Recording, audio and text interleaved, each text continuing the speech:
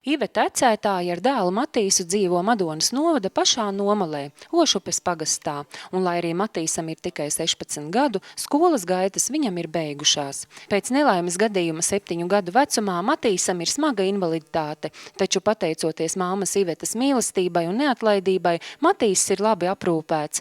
Matīsam uzmanība jāveltī uz soļa, taču neraugoties uz to, līdz pat 9. klasē Matīs apmeklēja skolu. Tiesa skolotāja Matīsu apmācīja pēc īpašas programmas, taču šorudien Matīsam jāpaliek mājās. Tā tas, diemžēl, ir. Viņam pamat izglītība ir iegūta viņa līmenim, ja, un tā ir iznāca, ka vairāk viņam tālāk, kur iet, nav. Ko Matīs pats saka, kad nebūs tā 1. septembra? Viņš pa īstam vēl to nav sapratis. Jo es viņam visu laiku saku, Matīs, tev izlaidums jau bija, skoliņas tev vairāk nebūs. Bet viņam tas tā, viņš īsti to pa īstam nav sapratis, jo droši vien tā, ka pienāks, ka brālis lielais aizbrauks mums projām, un viņš teiks atkal, es gribu uz skolu, un tad es atkal viņam teikšu, Matīs, viņa mums vairāk nav. Es skolā daudz rakstīju, mācījos, redzēju, dzējojus mācījos. Matīs ar savu diagnozi novadā nav vienīgais. Iveta apzinājusi vismaz 10 māmas ar līdzīgu sāpi. Viņas negrib savus bērnus atdot internātskolās vai pansionātos tālu prom no mājām. Taču alternatīvas vismaz pagaidām nav. Ar lielām cerībām tiek gaidīts dienas centrs. Tās skolas, kas ir, viņas no mums ir krietnu gabalu, tas nozīmē, ka tā ir internāts skola, ja. Un, valstī mums ir tā, ka citādi...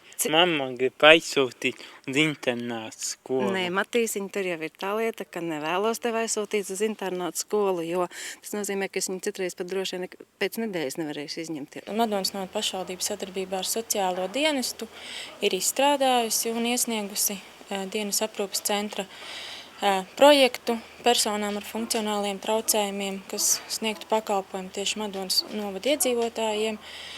Un tagad tātad ir tas process, ka gaidām rezultātus, un šī gada oktobrī būs zināmi rezultāti par projekta apstiprināšanu vai noraidīšanu. Ir iespējas būtu, ka viņi tur brauktu mācīties maz drusciņu arī kādu noteiktu amatu, ko pēc savām spējām katrs ko varētu, ja?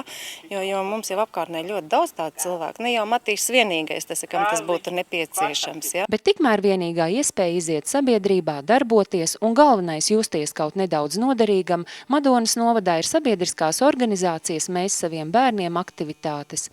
Tad Matīs un viņam līdzīgie bērni un jaunieši var gan dejot, zīmēt un muzicēt. Mums, paldies Dievam, kā jūs jau zināt, ir mūsu biedrība Mēs saviem bērniem, kur zem tā apakšā ir pie Madonā, pie bērnu jauniešu centra izveidotas vienreiz nedēļā nodarbības, radošās darbnīcu veidā, ja, kur ar viņiem strādā, kur mēs brauksim uz to.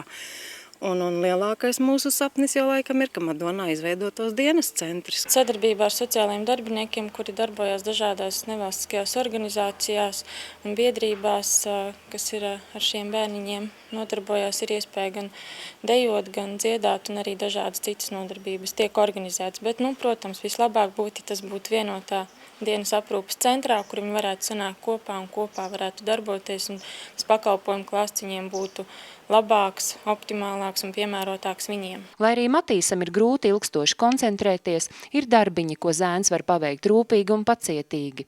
Iveta uzskata, ka arī šādi bērni varētu būt noderīgi sabiedrībai, bet tā jau ir valsts līmeņa politika.